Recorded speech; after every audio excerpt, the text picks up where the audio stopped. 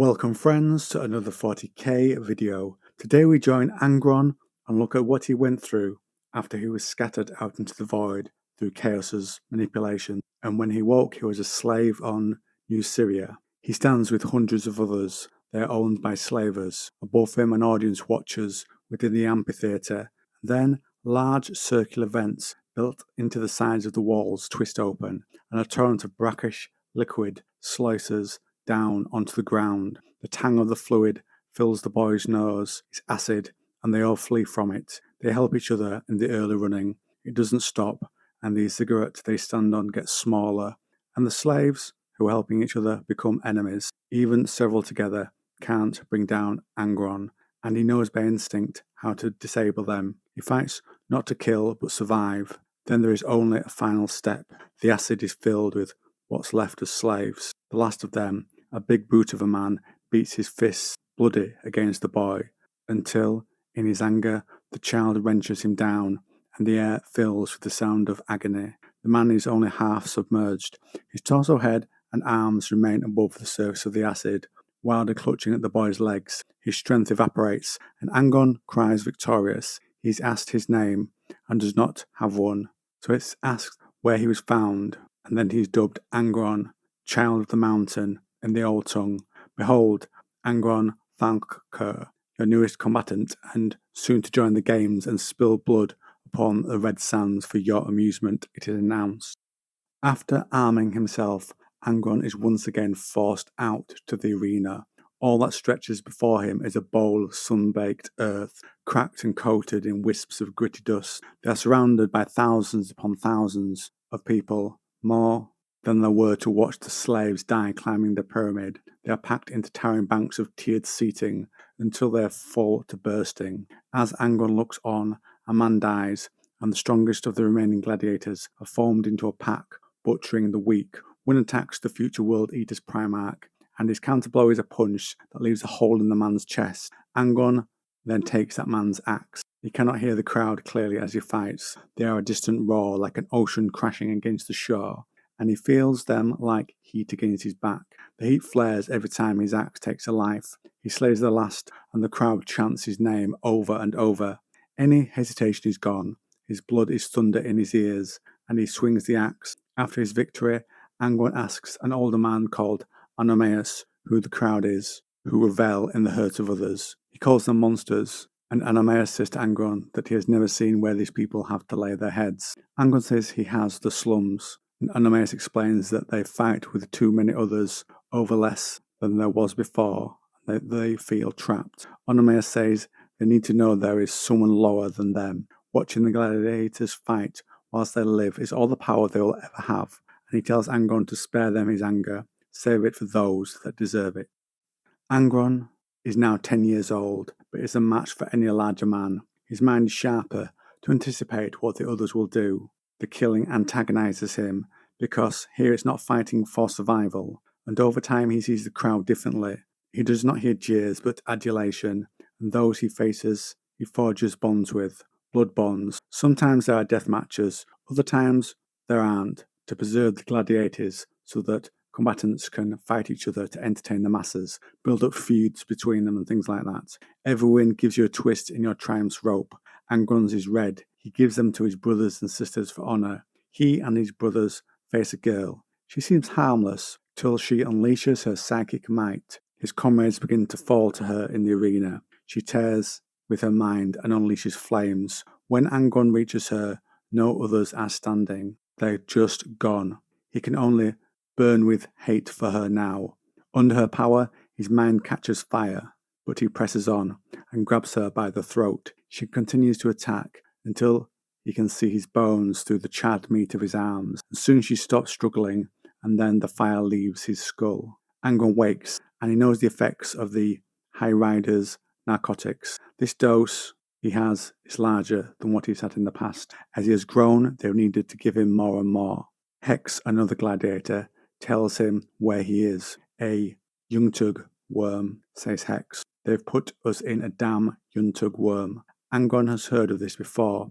The Deshinians love to incapacitate slaves and feed them whole to one of New Syria's colossal sea worms. Awakening trapped inside the creature, they will have mere minutes to cut themselves free before they suffocate, all while the High Riders laugh and drink and wager upon the outcome as if they're not people but merely slaves, things to them. They have no weapons, and a Yungtung worm hides is as rigid as stone.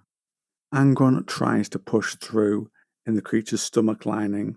The oxygen is already falling. They must climb, and so Hex holds on to Angron, and Angron squirms, grunting with exertion as he swims his way up the creature's digestive tract. The worm's stomach acid covers him, but he puts the white-hot pain of his flesh burning from his mind. He focuses every bit of his will on wriggling higher, an inch at a time. Hex nearly lets go several times, and Angron sees hope. There is light ahead, and so he pushes on, and he exits by wrenching the creature's jaws apart, and he emerges to the howls of the crowd, and it's then that he realizes Hex has no pulse. But Angron performs chest compressions on him, but it doesn't work. Slowly his brother's face goes pale, and he says to Anomaeus that he couldn't save him. Anomaeus explains, the only thing they want from us is something for them to laugh at when we fight, and something to cheer over when we die. His mentor then points to a boy called Joshua, who has fought in the arena and barely lived, and now can't escape even in his dreams. Angron placed a hand on the boy's shoulder and feels his emotional pains and soothes them so he has a dreamless sleep. His mentor says, whatever he seeks, he will not find them in this place's walls. Angron disagrees. Other slaves, seeing Angron's healing approach Angron and speak to him, because with Angron they see hope. They form a chain of hands as they sleep, ending with Angron, and they all sleep soundly for once, avoiding the suffering of the daytime they live through. And Angron feels their suffering so that they do not have to. Next, him and his brothers face mutated beastmen. Angron and Anomaeus fight alongside each other, and at the end stand in triumph. And it's then announced they'll face each task ahead together again in what's dubbed a special attraction. Angron looks and he sees that they face two abhumans the size of Angron himself. They wear the remissum, a pair of bladed iron horns upon their helmets. It is this mark more than any other that conveys to Angron that these warriors have walked the berserker's path for too long, so they are kept apart from the other slaves, chained in dark cells, unleashed into the light only when there is a death match. And Angron also sees, from the steel cabling hanging down the backs of their head beneath their helms, the metallic dreadlocks of what he will later be cursed with, aggression amplifiers known as the Butcher's Nails. The implants are said to scour the mind of any emotion save rage, and torture a warrior's every thought save for the desire to kill. His mentor comments on those who have been forced to take the nails. A warrior who wants to live has no defense against those who don't care if they die. Anomaeus leans in closer, and Angron, every warrior wants to live. Then they charge.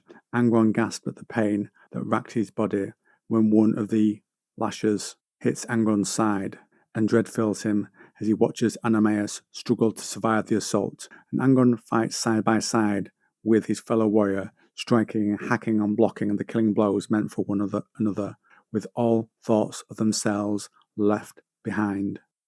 The fight lasts 17 minutes. The Cadera are unlike any foe Angron has faced, fast and strong and stripped away to a hurt bestial core, but Angron the unbeaten stands as the head of the last of them leaves its neck. Then it's announced that there will be one more contest. Anomaeus and Angron must face each other. Angron says, no, I will not allow them to take you as well, gesturing at his mentor. The Highborn says they will face each other, and then he asks the crowd, who chant, nails, nails, nails, over and over again. There is no clear memory of when Angron takes the Butcher's nails. He was drugged near to death to drag him from the caves and bring him to the dark tower where the High Riders, technomancers dwelt. From there, the vision is fractured, unclear, and lanced with reddened cobwebs of agony. From then on, every memory is glimpsed as though seen through a veil of blood. He wakes no longer in the tower, but chained to a wall. Then time shifts, and he is fighting in the arena. The pain Angron feels paralyzes him, and there are only flickering images in his mind, and mismatched sounds like a damaged vid feed. Sand scatters, the distant roar of thousands of throats. Angron hears his name being screamed right before his face, ending with the crash of his fist against his shattering skull. By the time senses return to Angron and the Butcher's nails leach back, enough for the memory to be clear, Angron is alone, manacled within his lightless cell. His every limb is bound to the wall with dense, heavy chains. He takes in the air in short, pain breaths, hissed through clenched teeth. And the nails, they send torment stabbing through every cell in his body. And the blood, he is covered in it. Its metallic stink fills his nose, and it is still warm as it drips from his chin. His skull throbs from the butcher's nails. His skin is fever hot as his body tries to heal over them, as if they're any other wound, but it can't. And that is when Angron hears it. He hears the guards speaking together, laughing as they count their winnings after Onomaus was butchered by Angron himself in the pit. He hears them say the name of the one who had killed the only father he had ever known, desecrated his remains, that it was he, Angron, who had slain Onomaus. The air is driven from his lungs. An invisible fist has entered his chest, crushing his heart in its grip. Angron sags forward as far as his chains will allow before they snap taut. Onomaus, the wisest of them, the best of them, the one who had spent decades readying the slaves for the uprising, the only one who could rally the gladiators to stand as one and throw off the High Rider's oppression, gone by his hand. The howl that rips from Angron's lips shakes the walls. It is so loud that it rouses the entire arena. Guards scramble to find out what's going on, fearing a slave rebellion. He screams even after his throat tears and blood bursts from his lips. It continued on for 3 days, a scream of such sadness and pain nothing like it had ever been heard before or since. And a psyche nearby called Tethys sees that Angron's mind closes with the scream. He's pushed out, for he's been watching these memories in Angron's mind, and he is caught in the waves of noise and lament until his consciousness peels loose from the Primarchs in a storm of blinding light. And wow, that last paragraph, it really made me feel sorry and sympathy for Angron at the end there as he laments the death of his father at his own hands. I like the little bits you see of who Angron was before the butcher's nails, the empathy he could have for other people, that he didn't even really like killing, that he was part of some slave rebellion that I believe never happened because the Emperor came along and snatched him away. And you can certainly see why Angron doesn't really like the Emperor. And one particular moment that stands out is when he links minds with the other slaves and takes on their pain, that selflessness that's really lost to Angron later.